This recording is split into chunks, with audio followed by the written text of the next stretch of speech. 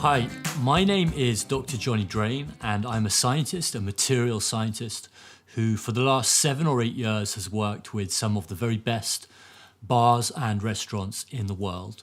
As part of my job, I get to go around the world, travel a lot, work with chefs and bartenders and eat a lot of food and drink a lot of drink, and it's a wonderful job.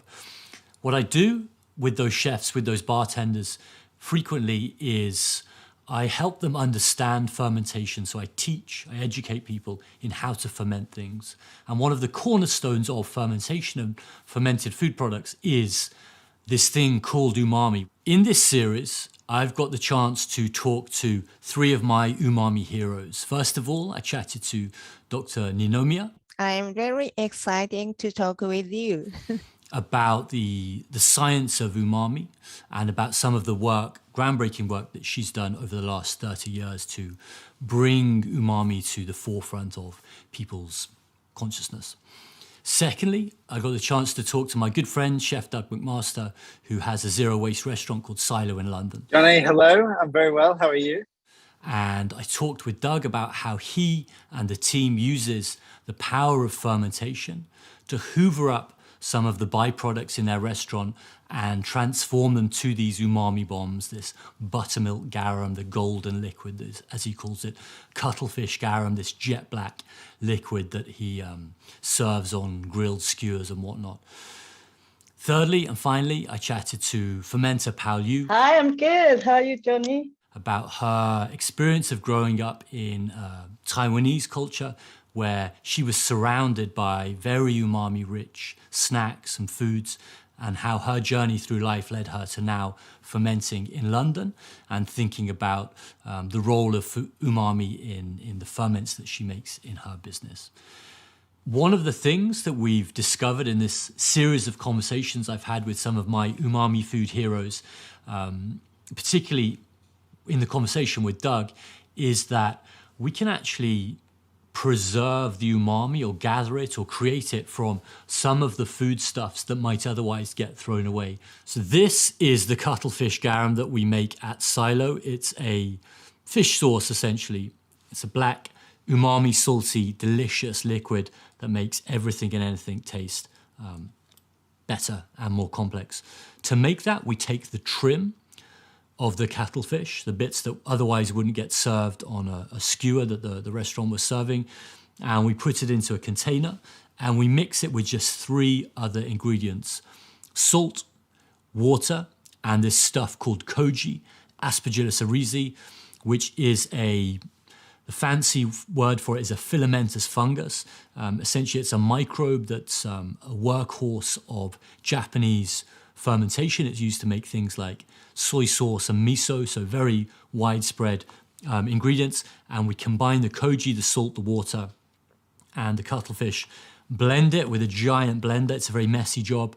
And then we let it sit and ferment and mature for about 3 months. Typically, we do that in the restaurant at 60 degrees centigrade, but people traditionally, of course, used to make things like fish sauces, garums, at room temperature. What happens when we age our garum and we make our cuttlefish garum is that the protein that were in the muscles of the cuttlefish flesh are broken down by enzymes that the koji has produced. So those enzymes, we call them proteases, break down proteins, which are a macromolecule, big molecule.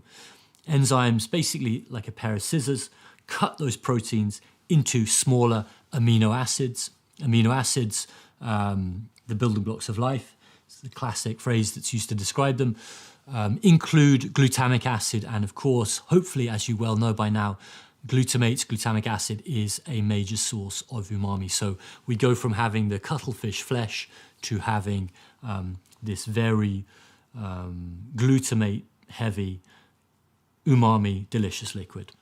There is a lot of overlap, it's true, with umami foods and fermented foods.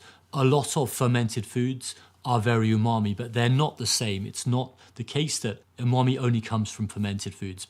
Things like miso paste, soy sauce, Parmesan cheese are very umami and they are fermented, but there are sources of umami, which are completely unfermented. And the classic examples there would be tomatoes, Napa cabbages, as I said, mushrooms, especially when they're dried. And what happens when we dry things, we remove the moisture, the water content, and we concentrate those glutamates, for examples, or the guanylate. So dried mushrooms, and similarly seaweed is unfermented but very high in umami and inoscianate, for example. For me, on my culinary journey, the more that I've learnt about umami, the better a cook I've become, and the more people compliment me on my cooking, which is a good thing. Introduce umami, use it to reduce the amount of salt we're adding, use it to amplify, increase how satisfying, how satiating each meal might be, and therefore use it to help people eat better diets, be healthier, then I think that's a very powerful thing.